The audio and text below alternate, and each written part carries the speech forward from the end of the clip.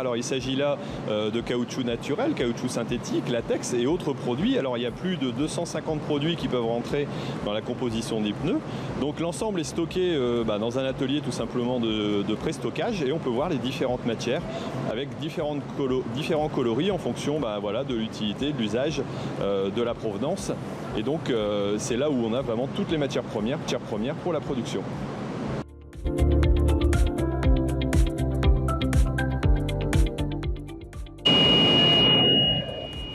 Les ingrédients sont amenés à l'étage supérieur afin d'être pesés et mélangés. Donc on réalise ainsi des recettes, si on peut dire. Donc l'ensemble des ingrédients sont pesés un par un afin de déterminer exactement le mélange exact en fonction du procédé, donc par type de produit à réaliser. Et tout est envoyé basculer dans la partie préchauffage et mélange qui se trouve juste en dessous.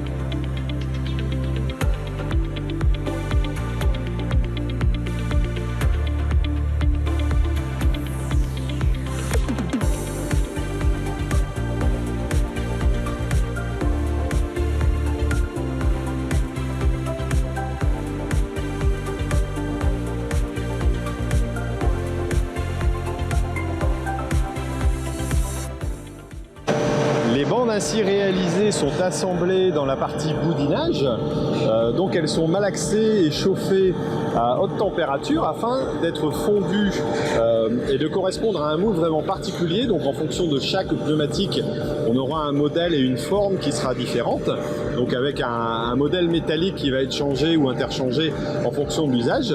Puis ensuite ces tapis seront, refroidis. Donc en suivant un circuit relativement long qui fait un aller-retour, puis l'ensemble sera stocké donc, dans des formes de rouleaux entre des tapis afin d'être envoyé au service suivant.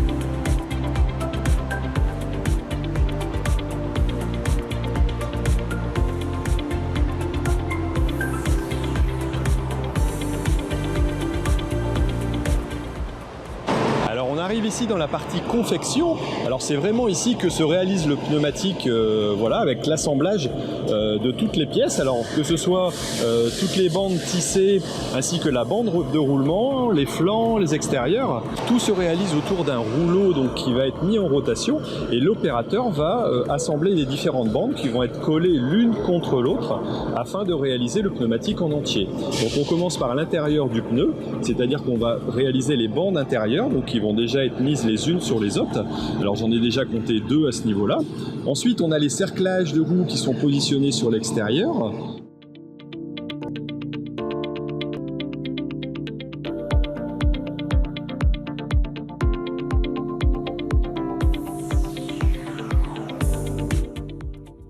On a un repli des rebords qui vont permettre de créer le talon réellement et donc de créer la solidité parce qu'il y a un système de tressage aussi.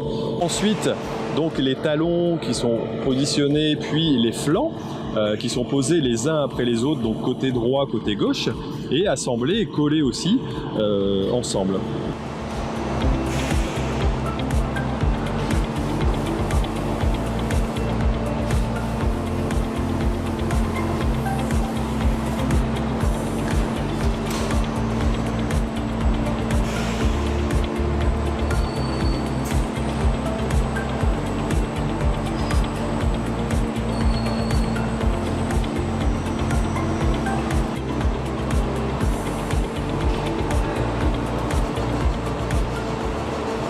fois la première partie réalisée, on gonfle un petit peu le pneu et on va rajouter tout ce qui est bande tissée donc en diagonale. Donc ici on va avoir jusqu'à 4 épaisseurs donc, de bandes tissées en diagonale qui vont donner la rigidité au pneumatique et sa solidité aussi au niveau de sa bande de roulement, sa souplesse aussi. Donc c'est un système qui est employé déjà depuis très longtemps au niveau des pneumatiques agricoles.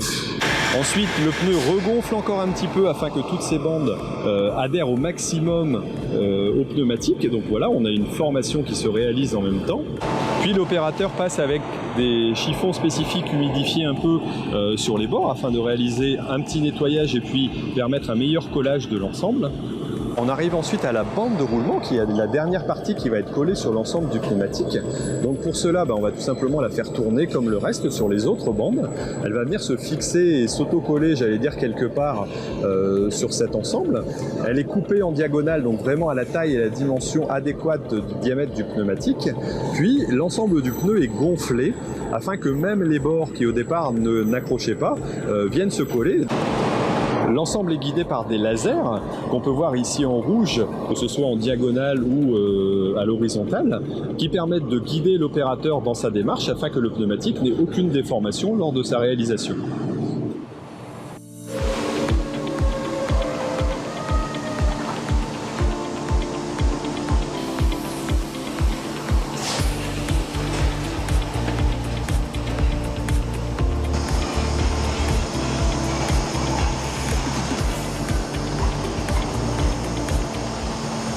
Le rôle aussi de l'opérateur est d'inspecter le pneumatique tout simplement dans son ensemble, que ce soit intérieur et extérieur, voir les éventuels défauts, recoller les petites parties qui ne sont pas tout à fait bien positionnées. On obtient ainsi l'enveloppe qui est prête à partir pour l'étape suivante.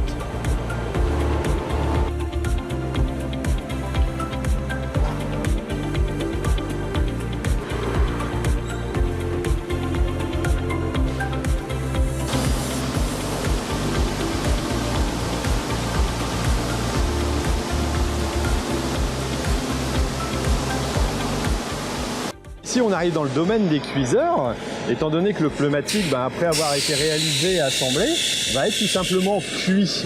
Donc on a le bandage ici qui arrive et qui va être mis dans la machine donc pour chauffer, dans le système qui va permettre à la fois d'augmenter la pression du pneumatique, mais aussi de le chauffer à température afin qu'il cuise et que toutes les bandes soient assemblées bien ensemble. Et donc tout simplement, il y a un opérateur qui réalise la surveillance. Donc le pneumatique est pris et positionné à l'intérieur donc du système pressurisé. À l'intérieur, on a aussi donc un système qui gonfle et qui va permettre donc de donner de la pression et pousser donc de l'intérieur vers l'extérieur pour réaliser la cuisson. Alors il y a un moule qui se trouve à l'intérieur, donc qui lui chauffe et bien entendu à la dimension du pneumatique qui va être réalisé. Le tout est monté en pression puis en température. Il va rester jusqu'à 90 minutes dans le four pour pouvoir arriver à être complètement réalisé et obtenir la matière finale. Et ensuite, il est sorti et tout simplement reposé sur un tapis extérieur avant de partir à l'étape suivante.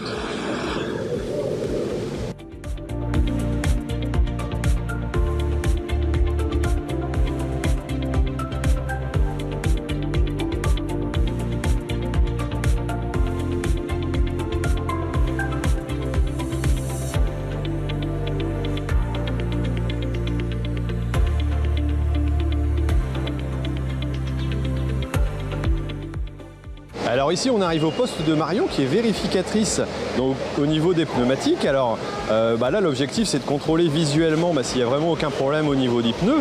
Alors c'est vrai que c'est un métier qui demande pas mal de dextérité et de contrôle. Donc son objectif est de vérifier qu'il n'y a absolument aucun défaut visible extérieurement et si jamais on le signale et puis c'est recontrôlé, soit envoyé au rebut si vraiment il y a un défaut rédhibitoire ou si c'est que d'aspect, c'est tout simplement modifié, on répare si c'est seulement un aspect visuel.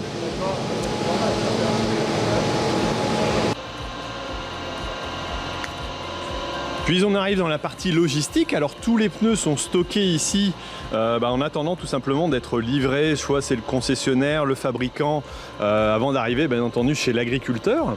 Alors il y a une quantité de pneus assez impressionnante. Alors j'ai voulu essayer de faire mon choix, mais a priori je ne vais pas pouvoir en sortir moi-même. Et de toute façon j'aurais pas pu les prendre dans ma voiture, donc j'irai certainement chez le concessionnaire afin de pouvoir les enlever. Puis bien entendu ils sont chargés dans un camion avant d'être expédiés chez l'utilisateur ou le constructeur qui va les installer sur nos jantes afin de partir dans nos champs.